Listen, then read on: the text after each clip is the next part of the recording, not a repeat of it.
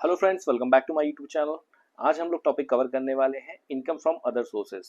जैसे कि हम लोगों ने देखा था इनकम टैक्स की अपनी सीरीज में कि किसी भी पर्सन की 5 हेड से इनकम हो सकती है। वो है salary, income from house property, income from capital gain and income from other sources, और उसके अलावा इनकम फ्रॉम पीजीबीपी।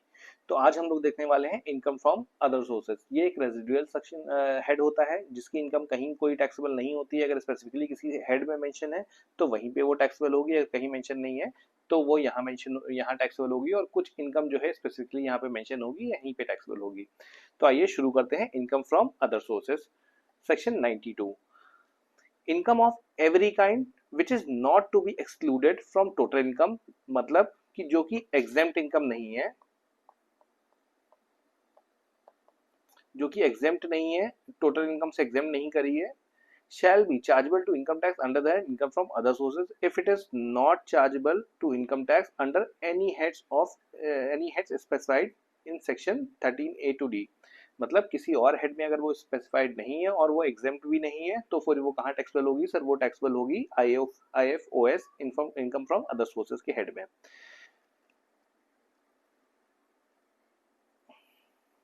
फिर कुछ इनकम जो है मेंशन करी गई है कि फॉलोइंग इनकम जो कि टैक्सेबल होगी income from other sources IFOS के केस में। वो सर इनकम क्या है सर? या तो कोई एनी डिविडेंड, कोई डिविडेंड कहीं से भी होगा, वो भी यहीं पे टैक्सेबल होगा। कोई विनिंग है, any winning from lottery, crossword puzzles, race including horse races, card game और other game of any sort, और फ्रॉम गैम्बलिंग और बेटिंग ऑफ एनी फॉर्म और नेचर। कहीं से भी कोई विनिंग होती है तो वो भी हमारी यहीं पे टैक्सेबल होगी। फिर इसके अलावा अगर आपको एम्प्लॉय से आपने कुछ अमाउंट रिटेन करा हुआ है, if any amount, if any sum received by the assessee from employees as contribution to any provident fund, superannuation fund or any fund setup, अगर उससे कुछ आपने रिसीव करा हुआ है जो कि आप लेटर ऑन उसको पे करेंगे, अगर रिसीव करा हुआ है तो वो भी आपकी इनकम यहीं पे आपकी टैक्सेबल होगी। फिर अगर की मैन इंश्योरेंस पॉलिसी से कुछ रिसीव होता है, अगर कोई अदर पॉलिसी होती है तो एक सेक्शन 1010D होता है, उसमें एग्जेम्प्ट हो जाता है। अगर की मैन इंश्योरेंस पॉलिसी से कुछ भी रिसीव होता है तो वो आपको जो है यहाँ पे टैक्सेबल होता है। की मैन इंश्योरेंस पॉलिसी क्या होती है कि कंपनीज जो होती हैं अपनी जो की एम्प्लॉयज होते हैं उनका इंश्योरेंस करवाते हैं कि इनकेस अगर वो हटते हैं या उनको कुछ होता है तो फिर उसका एक कंपनसेशन एक मिलता है, इंश्योरेंस से हमें एक कंपनसेशन मिलता है। तो अगर उससे कुछ भी मिला है तो वो टैक्सेबल कहाँ होगा sir? Income from other sources के हेड में। फिर अगर हमारा इनकम होती है इंटरेस्ट ऑन सिक्योरिटीज, मतलब सिक्योरिटीज जो है हमारी उस पर कुछ हमें इंटरेस्ट मिलता है, तो उस केस में हमने FDR करवा रखी है, उस पर कुछ इंटरेस्ट मिलता है, तो ये सारी अगर इंटरेस्ट इनकम हो रही है हमारी तो वो कहाँ से टैक्सेबल होगी? वो भी हमारी अदर सोर्स के हेड में टैक्सेबल हो जाएगी। फिर क्या है? Any income from machinery, plant और furniture belonging to the assessee and let out if the income is not chargeable to income tax under the head PGBP. मतलब सर ये कह रहा है कि आपके पास कोई मशीनरी है, प्लांट है, फर्नीचर है, जिसको आपने लेट आउट करा और वो बिजनेस के हेड में टैक्सेबल नहीं होती है। मतलब सपोज मेरे पास कोई प्लांट मशीनरी या फर्नीचर है जिसको मेरा बिजनेस नहीं है लेट आउट करना, लेट आउट मैं नहीं करता हूँ। अगर मेरा बिजनेस होता कि वो रेंटल पे में देता तो फिर मेरी जो इनकम होती है वो PGBP, profit and gain from business and provision के हैंड में टैक्सेबल होती। लेकिन मेरा वो बिजनेस नहीं है, बट किसी ने मांगा तो मैंने दे दिया उसको, और ओकेजनली दे दिया और मुझे उसके रिस्पेक्ट में कुछ अमाउंट मिला, तो जो अमाउंट मिला है वो मेरा यहाँ पे लेटिंग आउट ऑन हायर, जो भी मेरा अमाउंट मिला है वो अदर सोर्स के हेड में टैक्सेबल हो जाएगा। फिर any income from letting on hire of plant machinery और furniture belonging to the assessee and also buildings where the letting of the building is inseparable, मतलब from the letting of such plant machinery। मतलब कि अगर आपका कोई contract ऐसा है कि आप उसको रेंटिंग जो आप कर रहे हैं, पीजी चला रहे हैं, उसको असेट के साथ दे रहे हैं, बेड फर्नीचर ये सारे असेट के साथ दे रहे हैं, प्लांट मशीनरी फैन लगा हुआ है, तो वो इनसेपरेबल है, उसी के साथ ही चीजें रहता है, तो वो भी हमारी इनकम कहाँ पे टैक्सेबल होगी? वो हमारी इनकम अदर सोर्स के हेड में टैक्सेबल होगी। अगर वो सेपरेट हम लेट आउट करते हैं कि अगर for example fan bed PG में लगा हुआ है, वो सेपरेट अगर हम लेट आउट कर रहे हैं तब तो फिर वो profit and gain from business profession में आ जाती है। अदरवाइज अगर बिल्डिंग के साथ वो लेट आउट हो रहा है, उसका कॉन्ट्रैक्ट जो है इनसेपरेबल है, मतलब उसको सेपरेटली हम नहीं कर सकते चीजें एक साथ ही। अगर वो एज अ मार्केट ही वैसे करा जाता है कि ये आपको दिया जा रहा है, देन उस केस में आपका जो होगा अदर सोर्स में ही उसको टैक्सेबल करा जाएगा। फिर कोई any sum of money received as an advance और otherwise during negotiation for the transfer of a capital asset. For example, मेरी कोई कैपिटल एसेट थी, कोई इमूवेबल प्रॉपर्टी थी जिसको मैं सेल कर रहा था। अब मैं सेल कर रहा था तो मुझे उनसे कुछ एडवांस मिल गया, अर्नेस्ट मनी जिसको हम लोग कहते हैं बयाना, कुछ एडवांस मिल गया, but due to some reason वो हमारी डील जो है क्या मतलब फाइनल नहीं हो पाई। मैंने एक टाइम लिमिट दिया था कि आपने जो मुझे 1,00,000 रुपीज एज टोकन दिया है और नेक्स्ट 6 मंथ में मुझे आप बैलेंस अमाउंट जो होगा वो दे के रजिस्ट्री आपको कराना होगा।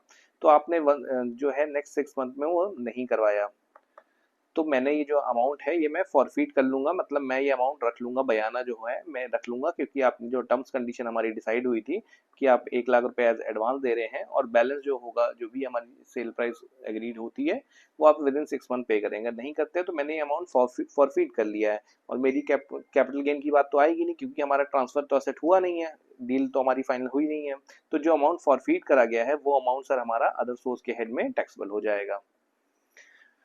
फिर any income by way of interest received on compensation और एनहांस कंपनसेशन। अगर आपको कहीं से कोई आपकी कैपिटल एसेट थी, वो हम लोग देखा था कंपलसरी एक्वायर्ड हो जा रही है, गवर्नमेंट एक्वायर कर लेती है, तो उसमें हमें मुआवजा कंपनसेशन मिलता है। कंपनसेशन मिलता है तो कंपनसेशन कई बार डिले से मिलता है, तो उसमें इंटरेस्ट ब्याज भी मिलता है। तो जो ब्याज मिला है, जो कंपनसेशन मिला वो तो कैपिटल गेन के हेड में टैक्सेबल होगा, लेकिन जो इंटरेस्ट मिलता है हमें उस पे, वो हमारा अदर सोर्स के हेड में टैक्सेबल हो जाता है। इस इंटरेस्ट पे हमें डिडक्शन भी मिलती है 50% की, अभी हम आगे देखेंगे सेक्शन 93 में।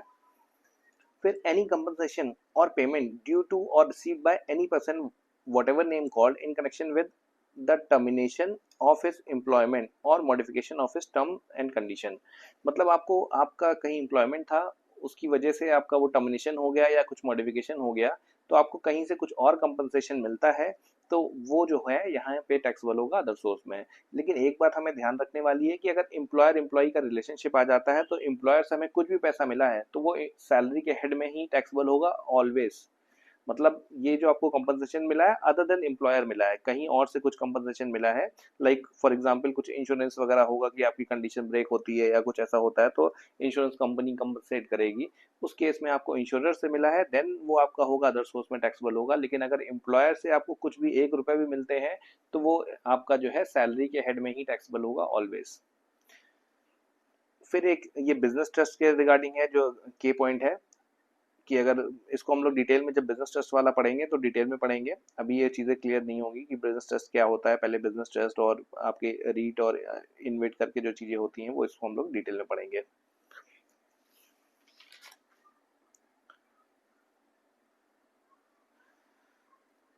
Any sum including bonus allocated is received during the tax year under a life insurance policy other than, आपको LIC में लाइफ इंश्योरेंस पॉलिसी में भी कुछ अगर मिलता है, कोई बोनस एलोकेट होता है, तो वो भी अदर सोर्स में होगा।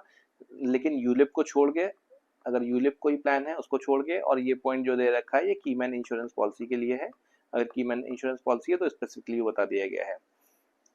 फिर ये आ जाता है हमारा एम पॉइंट, सेक्शन 93 का, सेक्शन 92 का एम पॉइंट आ जाता है कि where any person receives in any tax year from any person और persons any sum of money, अगर आपने मनी किसी से रिसीव करा without consideration the total of which exceeds 50,000, तो आपका जो टोटल अमाउंट है वो पूरा टैक्सेबल हो जाएगा अदर सोर्स के हेड में। गवर्नमेंट ने ये सारे प्रोविजन जो M section sub section M add करा है सेक्शन 92 में, ये इसमें कई सारे देखिए आप पॉइंट्स इसमें ऐड करे गए हैं। लोग क्या करते थे कि इनकम टैक्स एक्ट का जो था उसमें लूप होल्स देखते थे और उसके हिसाब से टैक्स प्लानिंग करते रहते थे। किसी को ब्लैक एंड व्हाइट करना होगा तो वो गिफ्ट दे देता था कि मैंने गिफ्ट करा है, तो 2009 से पहले ये गिफ्ट के प्रोविजन पे टैक्स ऐसे नहीं लगता था, तो लोग बहुत सारे अपना टैक्स प्लानिंग ऐसे करते रहे। जैसे जैसे लोगों ने और तरीके निकाले वैसे वैसे ये अमेंड होता रहा, और अमेंड होकर लिस्ट लंबी हो गई और कुछ स्पेसिफिक प्रॉपर्टी और गवर्नमेंट ने डिफाइन कर दी जहां जहां लोग प्लानिंग कर लेते थे। तो सबसे पहला हम लोगों ने देखा कि एनी सम ऑफ मनी, कि आपको कोई भी मनी रिसीव हुआ है। मनी क्यों रिसीव हुआ आपको सर? विदाउट कंसिडरेशन, बदले में आपने कुछ नहीं करा, मनी रिसीव हुआ आपको 50,000 रुपए से ज्यादा, तो पूरा अमाउंट जो होगा वो अदर सोर्स में टैक्सेबल हो जाएगा। फिर हम लोग देखते हैं सर एनी इमूवेबल प्रॉपर्टी, कोई आपकी इमूवेबल प्रॉपर्टी है जो आपने किसी और को ट्रांसफर कर दी विदाउट कंसिडरेशन, जिसका स्टैम्प ड्यूटी वैल्यू SDV, हम लोग उसको शॉर्ट में बोल देते हैं SDV, एक्सीड कर रहा था 50,000 रुपए से ज्यादा, जो उसका स्टैम्प ड्यूटी वैल्यू था वो 50,000 रुपए से ज्यादा का था, और हमने विदाउट कंसिडरेशन किसी को ट्रांसफर कर दी, किसी को दे दिया, तो भी हमारा जो है पूरा अमाउंट जो है यहाँ पे अदर सोर्स में टैक्सेबल हो जाएगा।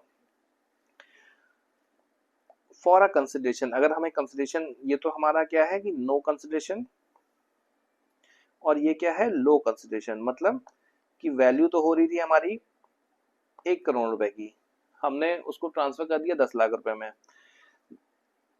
फॉर अ कंसिडरेशन, कंसिडरेशन तो है यहाँ पे, पहले तो यहाँ पे आया कि विदाउट कंसिडरेशन वाला, पहले जो रूल यहाँ पे आया कि विदाउट कंसिडरेशन अगर आपने ट्रांसफर करी जिसका एक्सीड कर रहा है 50,000 रुपए ज्यादा तो टैक्सेबल हो जाएगा। फिर लोगों ने क्या प्लानिंग करी कि अच्छा ठीक है, आपने कहा विदाउट कंसिडरेशन, हम कंसिडरेशन देते हैं, 1 करोड़ की प्रॉपर्टी थी, हमने 1 लाख रुपए कंसिडरेशन दे दिया, भाई कंसिडरेशन तो है ही है। तो फिर यहाँ पे ऐड करा गया कि फॉर अ कंसिडरेशन है, लेकिन स्टैम्प ड्यूटी वैल्यू एसडीवी जो है उसकी एक्सीड करती है, दिस एक्सेस अमाउंट जितना एक्सीड कर रही है is more than the higher of the following amount, 50,000 रुपए या 10% ऑफ द कंसिडरेशन, मतलब 1 लाख रुपए की आपने दिया है तो मतलब 1 लाख का 10% मतलब 10,000, मतलब 1,10,000 से ज्यादा एक्सीड कर रही है उसकी स्टैम्प ड्यूटी वैल्यू, या आपकी 50,000 मतलब 1 लाख प्लस 50,000, 1.5 लाख से एक्सीड कर दी, तो वैल्यू तो हमारी स्टैम्प ड्यूटी वैल्यू सर कितनी है, मैंने बताया कि एग्जाम्पल में 1 करोड़ रुपए है, तो ये एक्सीड कर रही है, तो जो भी डिफरेंस अमाउंट होगा वो आपका यहाँ पे टैक्सेबल हो जाएगा। जो भी डिफरेंस अमाउंट है, 1 लाख तो आपने कंसिडरेशन दिखा दिया और 50 से एक्सीड कर रही है, तो जो भी डिफरेंस अमाउंट होता है वो यहाँ पे हमारा अदर सोर्स के हेड में टैक्सेबल हो जाएगा। ये हम लोग ने देख लिया मूवेबल प्रॉपर्टी केस में। फिर कहा गवर्नमेंट ने कि एनी प्रॉपर्टी, यहाँ तक तो ठीक था, फिर लोगों ने कहा अच्छा इमूवेबल प्रॉपर्टी में हम लोग नहीं करेंगे, अदर चीज में देखते हैं एनी प्रॉपर्टी। अब प्रॉपर्टी सर क्या होता है, प्रॉपर्टी के केस में क्या आएगा, तो प्रॉपर्टी गवर्नमेंट ने यहाँ पे डिफाइन कर दिया, वो सेक्शन आपका है सेक्शन सब सेक्शन एफ में, हम लोग देख लेते हैं सबसे पहले प्रॉपर्टी क्या होती है।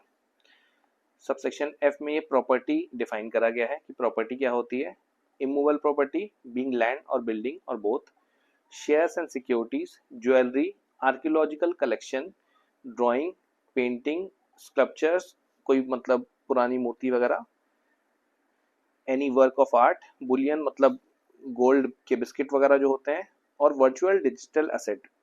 ये टोटल आपके जो हैं 10 प्रॉपर्टी के केस में 10 आपके जो है एसेट बता दिए गए हैं। अगर इसको आपने ट्रांसफर करा, अगर यही प्रॉपर्टी आपने ट्रांसफर करा, कैसे ट्रांसफर करा सर आपने, विदाउट कंसिडरेशन ट्रांसफर करा आपने, और उसकी एफएमवी मतलब फेयर मार्केट वैल्यू जो है हमारी एक्सीड करती है 50,000 रुपए से ज्यादा, तो पूरा whole of the aggregate FMV आपकी जो होगी वो टैक्सेबल हो जाएगी अदर सोर्स के हेड में। फिर वहीं अगर देखा कि हमने लो कंसिडरेशन में ट्रांसफर करा, मतलब कि वही हमारा एग्जाम्पल जैसे हमने ऊपर देखा था कि 1 करोड़ की वैल्यू हो रही थी, मैंने 1 लाख रुपए में ट्रांसफर कर दिया, तो आपका जो 50,000 से एक्सीड कर रहा है, तो वो हमारा डिफरेंस जो भी होता है वो हमारा एफएमवी से, मतलब एफएमवी हमारी 1 करोड़ थी, जो भी डिफरेंस होता है वो हमारा अदर सोर्स के हेड में टैक्सेबल हो जाएगा। अब प्रॉपर्टी सर यहाँ पे सिर्फ 10 ही क्यों करा गया, प्रॉपर्टी तो और भी हो सकती है, किसी ने आईफोन किसी को गिफ्ट कर दिया, किसी ने कार किसी को गिफ्ट कर दिया, बाकी चीजें क्यों नहीं करा, स्पेसिफिक क्यों करा गया सर। गवर्नमेंट ने ये 10 एसेट प्रॉपर्टी जो है इसमें 10 एसेट इसीलिए ले गए हैं क्योंकि ये सारी जो मेंशन प्रॉपर्टी हैं इनकी वैल्यू जो है अप्रिशिएट होती है। आप कार लेंगे, कार किसी को गिफ्ट देंगे, ट्रांसफर करेंगे, तो वो उसका अगर फर्स्ट ओनर से सेकंड ओनर पे गई, सेकंड ओनर से फिर थर्ड ओनर में जैसे ही जाएगी वो प्रॉपर्टी, उसकी कार की वैल्यू डिप्रिशिएट होती जाती है। आप वापस बेचने जाएंगे, जैसे ही आप ट्रांसफर करेंगे तो 50% वैल्यू पे आ जाएगा, तो लोग इसमें प्लानिंग नहीं कर पाएंगे, और इसीलिए गवर्नमेंट ने share, securities, immovable property, jewellery, archaeological collection, painting, sculptures, इन सब में प्लानिंग लोग करते थे, इसलिए यहाँ पे जो है आपका इन सबको ऐड करा। वर्चुअल अगर इन आपने 10 एसेट को ट्रांसफर करा और एग्रीगेट, आपकी एग्रीगेट जो है एफएमवी फेयर मार्केट वैल्यू जो है एक्सीड करती है 50,000 रुपीज से, तो आपका जो पूरा है होल अमाउंट जो होगा, होल गिफ्ट जो होगा आपका, वो टैक्सेबल हो जाएगा अदर सोर्स में। तो सर हम लोग ने क्या देखा कि सर प्रॉपर्टी, अगर ये 10 प्रॉपर्टी है, हमें इनका नाम याद रखना रहेगा। इमूवेबल प्रॉपर्टी आपकी share, security, jewellery, archaeological collection, drawings, paintings, sculptures, any work of art, Boolean और वर्चुअल डिजिटल एसेट मतलब क्रिप्टो करेंसी वगैरह, अगर यही एसेट आपने ट्रांसफर करा और ट्रांसफर करा आपने 50,000 रुपये से एग्रीगेट वैल्यू जो है हमारी एग्रीगेट एफएमवी जो है एक्सीड करती है, तो हमारा जो पूरा का पूरा होगा वो टैक्सेबल हो जाएगा इनकम फ्रॉम अदर सोर्स के हेड में। तो ये हमने सबसेक्शन एम के पॉइंट्स देख लिए। अब कुछ जगह जो होता है कि आपका जो है सेक्शन 2M जो है हमारा एप्लीकेबल नहीं है, कि आपने गिफ्ट तो करा लेकिन तब भी आपका जो है अदर सोर्स में टैक्सेबल नहीं होगा। वो सारे हेड क्या क्या होते हैं कि आपने कोई भी अमाउंट अगर अपने रिलेटिव से, अगर आपको अपने रिलेटिव से कोई गिफ्ट का अमाउंट रिसीव होता है तो वो टैक्सेबल नहीं होगा, वो एग्जेम्प्ट हो जाता है। लेकिन रिलेटिव कौन होता है सर? रिलेटिव की जो है डेफिनेशन डिफाइन करी गई है, रिलेटिव कौन होता है। सबसेक्शन जी में आ जाते हैं हम लोग रिलेटिव की डेफिनेशन, ये बड़ी ही इंपॉर्टेंट है रिलेटिव की डेफिनेशन। इसको मैं एक एग्जांपल से करता हूँ, फिर यहाँ पे हम लोग पढ़ लेंगे। मैं यहाँ पे एक चार्ट दिखाता हूँ आपको। ये सपोज एक इंडिविजुअल है, इंडिविजुअल मिस्टर ए है। अब इनका रिलेटिव कौन होगा? तो सर इनका रिलेटिव जो होगा इसके भाई होंगे, ब्रदर, इसकी सिस्टर और इनके स्पाउस, सिस्टर के स्पाउस, और आप ब्रदर हैं, ब्रदर के स्पाउस, ये आपके रिलेटिव हो गया। फिर आपके जो है मदर फादर, ये आपके रिलेटिव हो गए। मदर फादर के जो है ब्रदर एंड सिस्टर, ये आपके रिलेटिव हो गए, और इनके स्पाउस भी, ये रिलेटिव हो गए। फिर मिस्टर ए है तो मिसेस ए जो होंगे वो स्पाउस हो गए, मिसेस ए, ये रिलेटिव हो गए। मिसेस ए के जो है ब्रदर सिस्टर, मिसेस ए के brother including spouse and sister और उनके स्पाउस, ये हमारे रिलेटिव हो गए। फिर इसके बाद मैंने यहाँ पे एक बार इसको रीड कर लेता हूँ कि in case of individual spouse Mrs a relative हो गए, ब्रदर और सिस्टर हो गए रिलेटिव, ब्रदर और sister of the spouse, brother और सिस्टर ऑफ द स्पाउस हो गए, ब्रदर और sister of either of the parents, brother और sister of either of the parents, any lineal ascendant, maternal और पैटर्नल और डिसेंडेंट, मतलब आपके फादर हैं तो एनी लीनियल असेंडेंट या डिसेंडेंट, मतलब आप सीधे ऊपर, मतलब आपके जो है पापा के पापा वो भी आपके जो होंगे रिलेटिव होंगे, और आपका जो बेटा है वो भी आपका रिलेटिव होगा। तो lineal ascendant and lineal descendant वो भी आपके रिलेटिव हो गए, और इनके साथ साथ इनके स्पाउस भी इंक्लूडेड होंगे। फिर यहाँ एनी लीनियल असेंडेंट मैटरनल या पैटर्नल ऑफ द स्पाउस, मतलब कि फिर वाइफ के केस में कि मिसेस ए जो है आपकी, उनके मदर एंड फादर ये भी आपके जो है रिलेटिव हो गए, आपके सास ससुर, और उनके लीनियल असेंडेंट एंड डिसेंडेंट और उनके स्पाउस वो भी हमारे क्या हो गए? रिलेटिव हो गए। तो रिलेटिव की कंडीशन हमें ये डिफाइन करी गई है।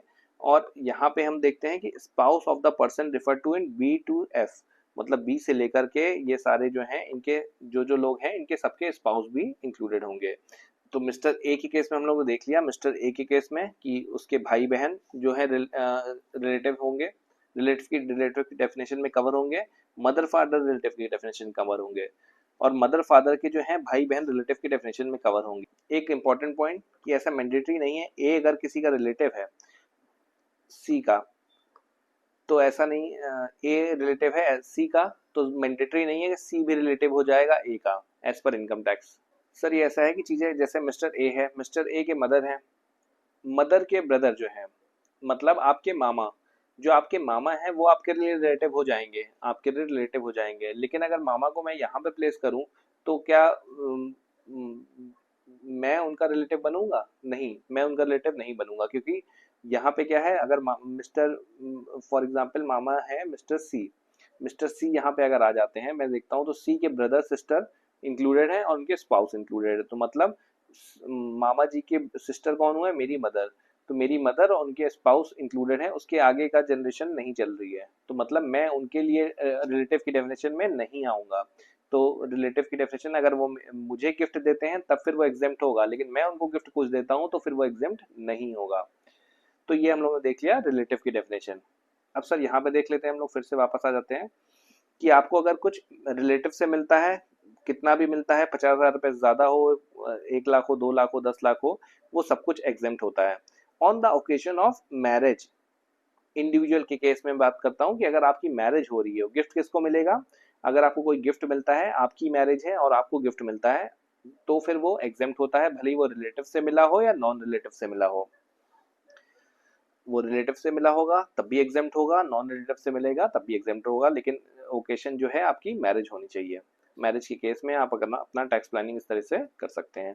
लेकिन एक बात हमें ध्यान रखने वाली है कि अभी हम लोगों ने जैसे देखा था कि एम्प्लॉयर एम्प्लॉय रिलेशनशिप के बारे में, कि अगर हमें एम्प्लॉयर से अपने कुछ भी मिलता है, कभी भी, मैरिज हो, जॉब हो, कुछ भी हो, वो सारी चीजें टैक्सेबल होगी under that salary.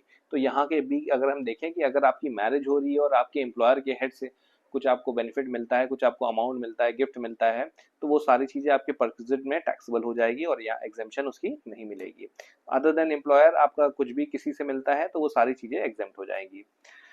Under a gift, under a will और बाय वे ऑफ इनहेरिटेंस, आपको कुछ वसीयत में अगर कुछ मिलता है तो फिर वहां यहाँ पे 2M में कवर नहीं होगा, वो एग्जेम्प्ट हो जाता है।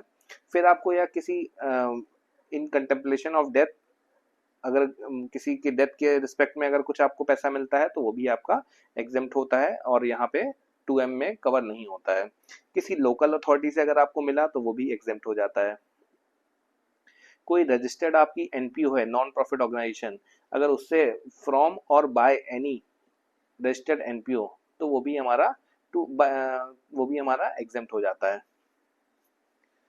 फिर except when received by any person refer to in 355H, मतलब ये वो पर्सन होते हैं जो ट्रस्ट के ऑथर होते हैं, फाउंडर होते हैं, ट्रस्टी होते हैं, अगर इनको रिसीव होता है तब तो फिर टैक्सेबल होगा, लेकिन अदर किसी को मिलता है तो फिर वो एग्जेम्प्ट हो जाता है।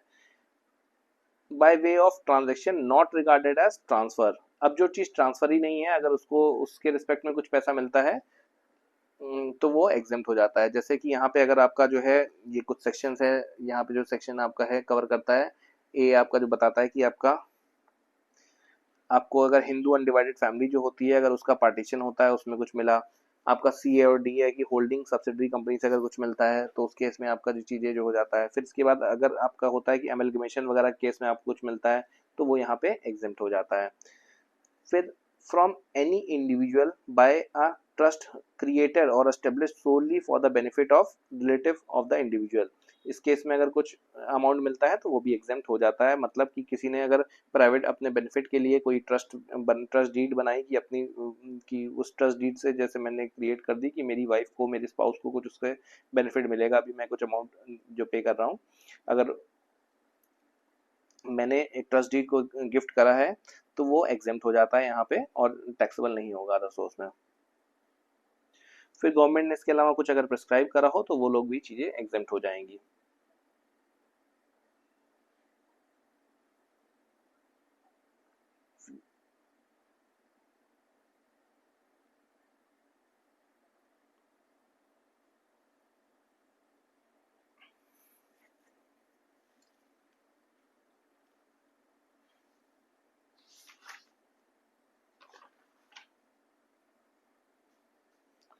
तो ये है हमारा सेक्शन, ये हमारा इनकम फ्रॉम अदर सोर्सेज के हेड में सिंपल सा सेक्शन 92 कहता है कि सर आपकी जो इनकम होगी अगर एग्जेम्प्ट नहीं है और कहीं और टैक्सेबल नहीं है तो कहाँ टैक्सेबल होगी, इनकम फ्रॉम अदर सोर्सेज। कुछ इनकम स्पेसिफिकली बताती जैसे डिविडेंड, इनकम फ्रॉम विनिंग और एम्प्लॉई से, कीमैन इंश्योरेंस पॉलिसी से, इंटरेस्ट ऑन सिक्योरिटीज, आपने कुछ लेट आउट करा है, कुछ लेट आउट ऐसा करा है कि बिल्डिंग के साथ ही सब इंसेपरेबल कॉन्ट्रैक्ट में है, कुछ अमाउंट फॉरफीट करा गया है, कुछ आपको कंपनसेशन पे इंटरेस्ट मिला हुआ है, या आपको टर्मिनेशन या मॉडिफिकेशन में एम्प्लॉयमेंट से कुछ आपको मिला है।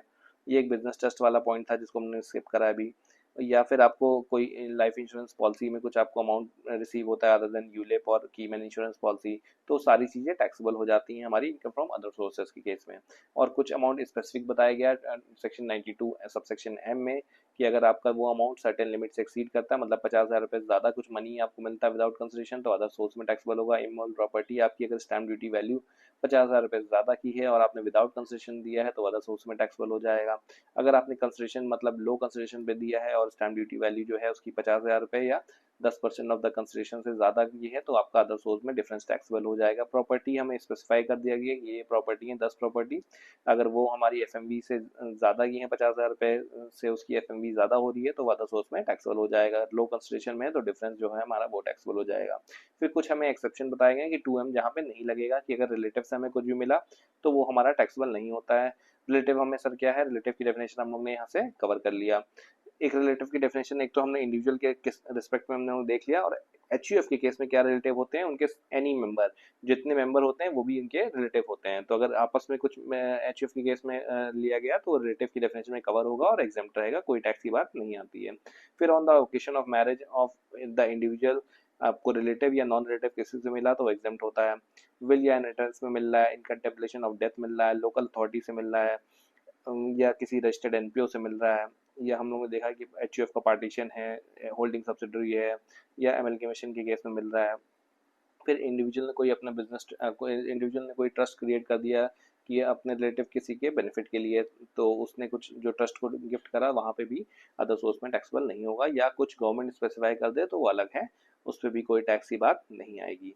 तो ये हमारा सेक्शन था सेक्शन 92, ये जो इनकम फ्रॉम अदर सोर्सेज की बात करता था। अब देखते हैं हम लोग सेक्शन 93, ये एक छोटा सा सेक्शन है, इसमें क्या बताता है कि डिडक्शन आपको क्या क्या मिलेगी इनकम फ्रॉम अदर सोर्सेज के हेड में जब हम इनकम अपनी टैक्स करवाएंगे।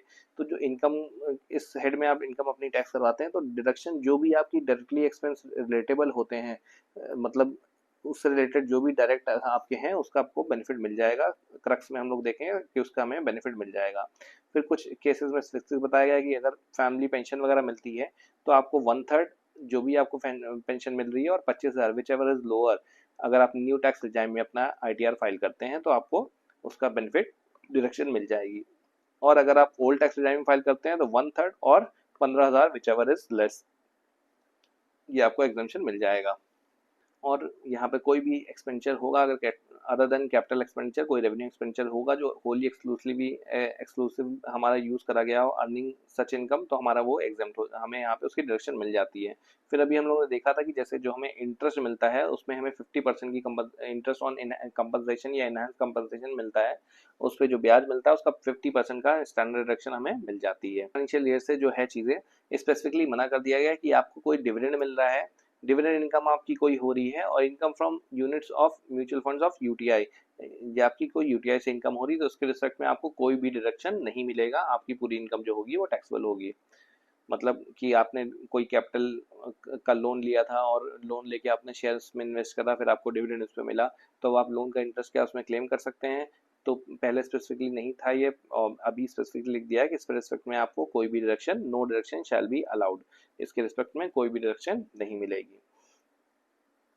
कुछ सेक्शन 94 क्या कहता है कि अगर पर्सनल नेचर की आपकी कोई एक्सपेंस है तो उसकी डिडक्शन आपको नहीं मिलेगी, या आपने आउटसाइड इंडिया कोई अमाउंट पे करा है, इंटरेस्ट पे करा है, तो उसकी डिडक्शन आपको नहीं मिलेगी। जहाँ आपको टीडीएस काटना चाहिए था आपने टीडीएस नहीं काटा है। आपने कोई आउटसाइड अमाउंट सैलरी वगैरह पे करा है किसी को और उसमें टीडीएस काटना था, आपने टीडीएस नहीं काटा है। तो ये है हमारा सेक्शन, ये है हमारा इनकम फ्रॉम अदर सोर्सेज का छोटा सा हेड जो सेक्शन 92, 93, 94 के बारे में बताता है, ये हम लोग ने कवर करा। आई होप ये इनकम फ्रॉम अदर सोर्सेज आपको टॉपिक क्लियर हुआ होगा। तो मिलते हैं हम लोग नेक्स्ट क्लास में। Thank you so much for watching the video.